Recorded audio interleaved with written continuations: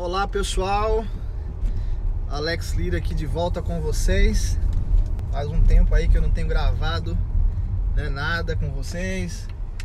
Ocupações grandes aqui do meu lado, empresa, consultores aqui.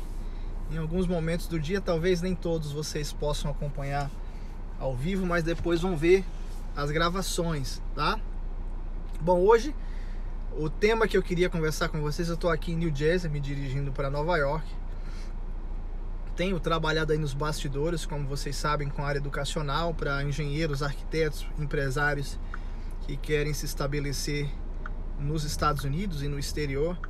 Esse é o nosso principal tópico aqui no canal, né? Carreira e negócios na área da construção, engenharia e arquitetura. Um tema que eu fiquei de falar, o pessoal está entrando aí.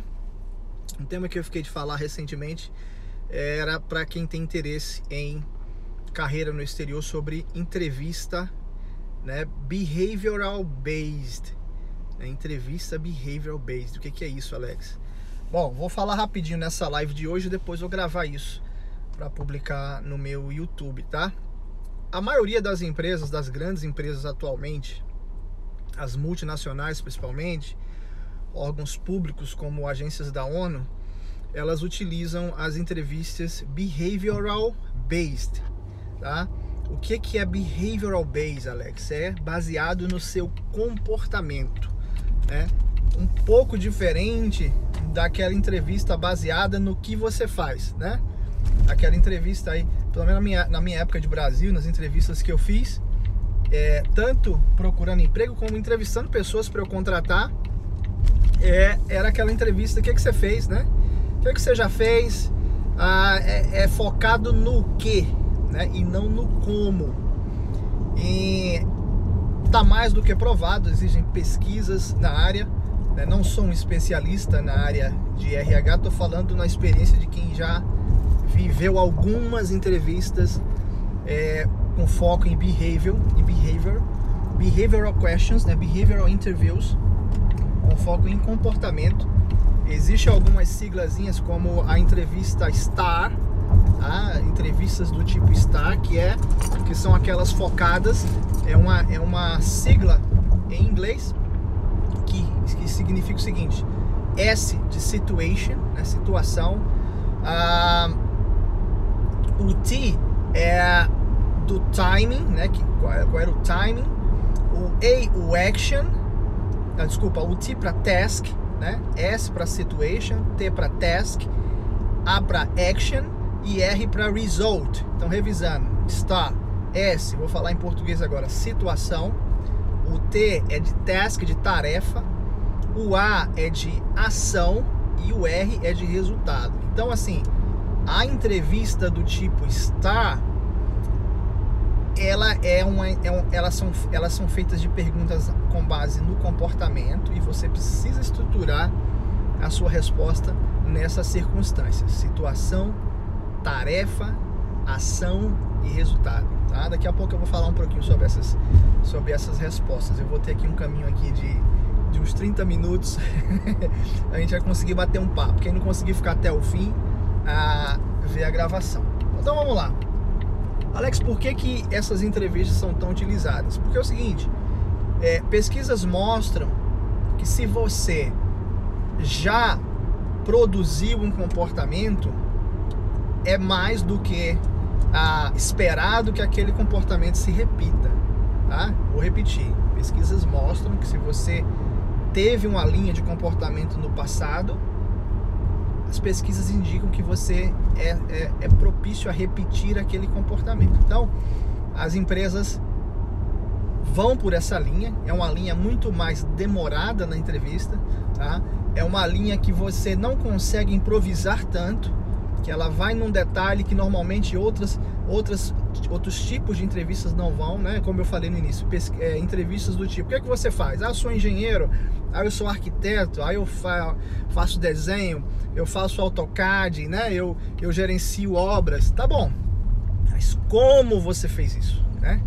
É que nem quando eu dou também mentoria na área de carreira. As pessoas fazem lá o currículo, não é a minha especialidade, eu vou falar aqui de novo, a área de RH, mas como eu dou consultoria para engenheiros, arquitetos, empresários querendo vir para o exterior e alguns têm objetivo de carreira, eu acabo que eu critico o currículo deles. Então, aqui fora, currículo, ele não é tão somente baseado no quê.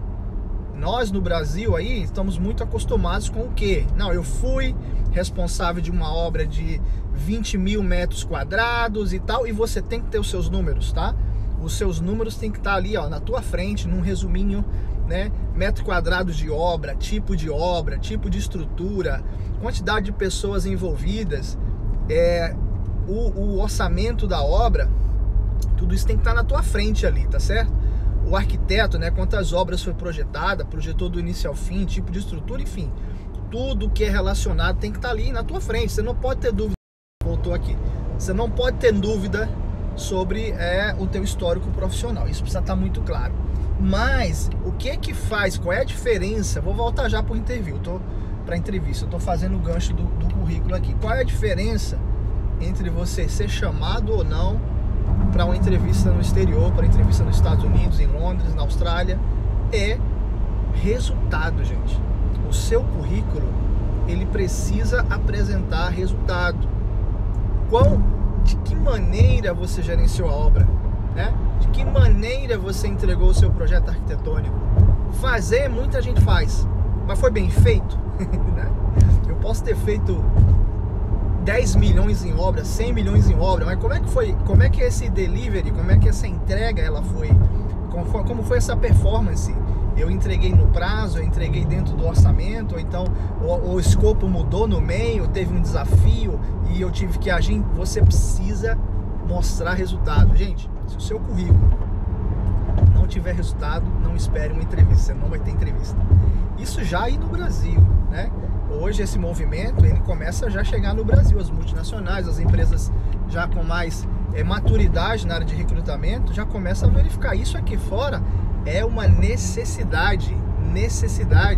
Quantas vezes eu mandei o meu currículo e eu nunca ouvi nada de ninguém, até que eu, né, através das minhas pesquisas, através de ver, né, vídeos em inglês de especialistas, eu entendi que o meu currículo estava errado. Meu currículo estava em o que eu fazia e não como foi feito, tá bom? Então o currículo é o que vai chamar você para a próxima etapa. E aí é o gancho. O como que estava ali no currículo, o que é como no currículo, o que é o achievement que eu falo com meus alunos, né? Resultados. Eu fui destacado para um projeto, eu trouxe uma inovação para a empresa, eu entreguei no prazo, eu gerenciei um número X de pessoas. Isso é resultado, né? Eu inovei, eu treinei a minha equipe, eu contratei do zero.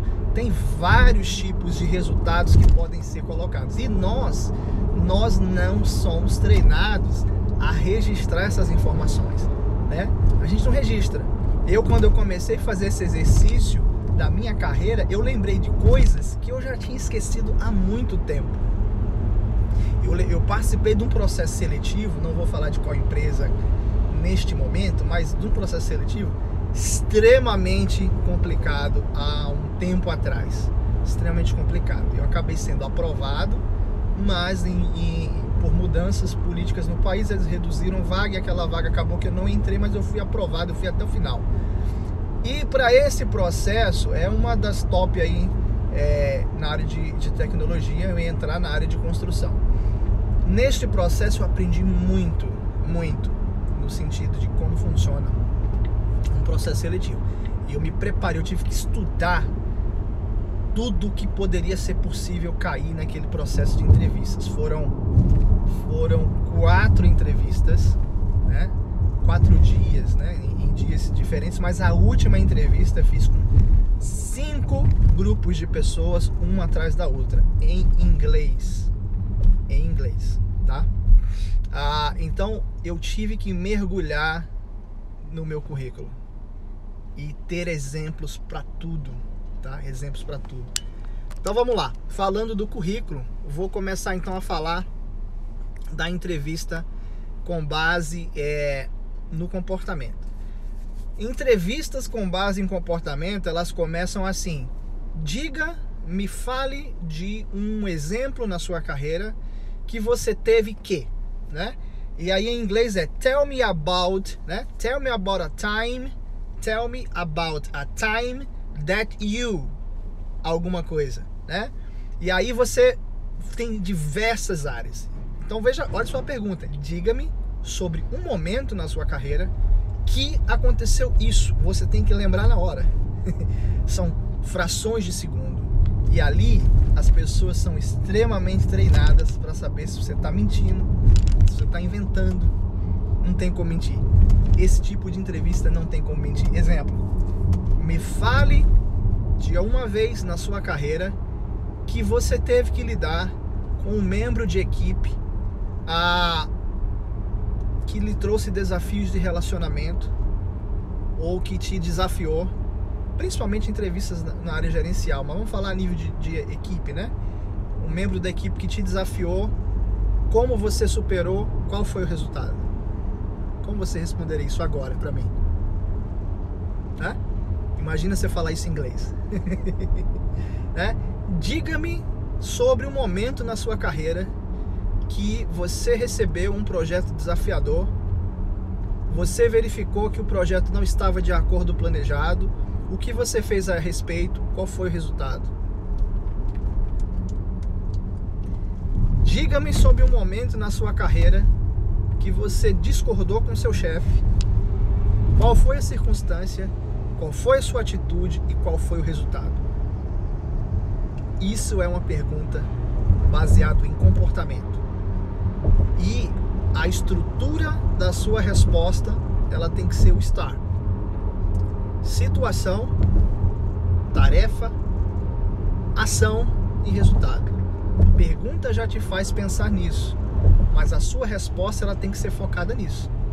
Ela tem que ser 100% focada nessa estrutura. E outra coisa, você não pode enrolar muito, né? Você tem que ir direto ao ponto.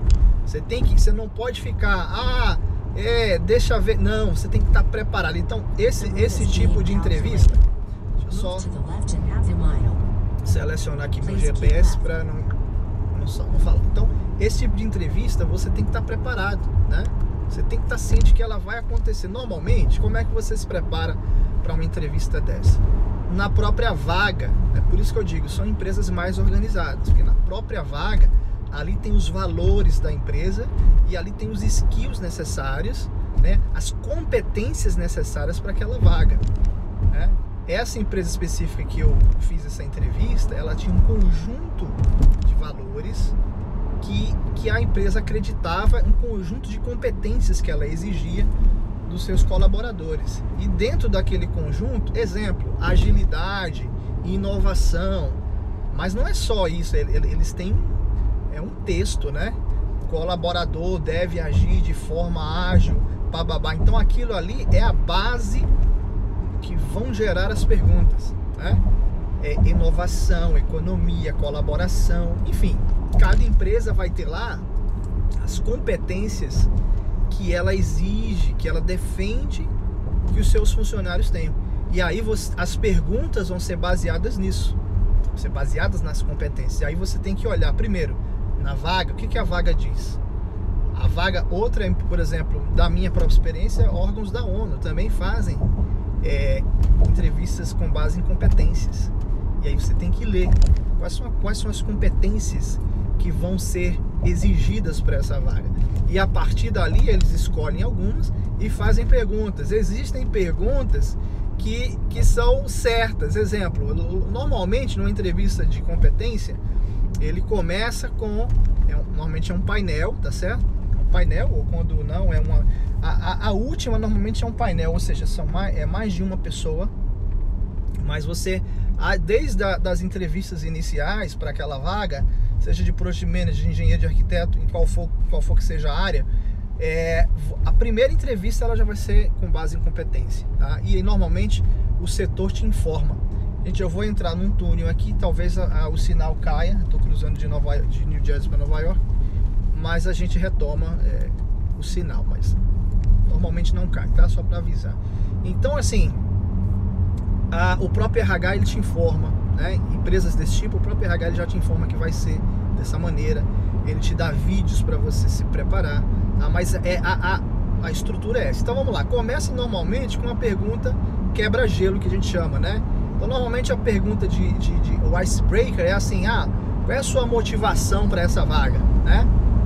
A sua motivação para essa vaga é uma pergunta que é feita para você descontrair, eles não estão te avaliando, mas tem que ter cuidado com o que você vai falar, né? Tem que ter cuidado. Outra coisa que você precisa exercitar, e eu falo isso muito para meus alunos, e eu aprendi isso aqui no exterior, você tem que ser sucinto. Uma das perguntas que podem te fazer é assim: me fale sobre você em 1 minuto. Fale sobre você em 1 minuto. O que você falaria, né? E isso até para empreendedor também. Tem gente que não sabe se vender. Ela não sabe nem o que ela faz direito, né? Eu estava estudando, né, nesse tempo, aí estudei muito sobre isso. E eu encontrei um consultor e ele estava falando que ele chegou para um cliente que era da área de tecnologia da informação e o cara não conseguia emprego em empresas que ele gostava, apesar de ser muito qualificado e tal. Então, a primeira coisa que esse consultor perguntou para ele é: me fale sobre você em 1 minuto. Primeira pergunta. E o cara começou a falar: não, porque eu fiz isso, eu fiz aquilo, eu sou formado nisso, eu sou formado daquilo. Deu 10 minutos e o cara não concluía. 10 minutos e o cara não concluía. E ele falou: tá, e o seu problema? Você não sabe sintetizar as coisas. E por incrível que pareça, esse processo seletivo que eu passei, a primeira pergunta que me fizeram foi essa: me fale sobre você em 1 minuto. Você tem que saber quem você é e o que você é bom, o que o seu currículo mostra, né? O que você gera, para quem que você gera valor, né? Para quem que você gera valor? São para empresas de habitação, são para empresas de varejo, são para quem que você gera valor, quem que está interessado no seu produto, né? E eu poderia dar um exemplo. Eu sou um engenheiro com especialidade em gerenciamento de projetos, 20 anos de carreira, 8 anos no exterior, especializado em realizar programas e projetos desafiadores, múltiplos, em diversas áreas geográficas para empresas de varejo, tecnologia e humanitário. Acabou. Devo ter gasto 1 minuto. Quem eu sou, o que eu faço e a quem eu beneficio. Quem eu sou, o que eu faço e a quem eu beneficio. Isso mostra clareza. Quem você é como profissional. Quem tem interesse em você, né? No Márcio, né? Quem mais? No Patrick, no João. Quem tem interesse no teu trabalho? Quem tem a que nível de empresa que você mais vai agregar valor? Isso tem que estar bem claro em você. Por isso que às vezes no exterior a gente sofre, porque a gente não tem essa clareza. Porque no Brasil a gente atira para todo lado, né?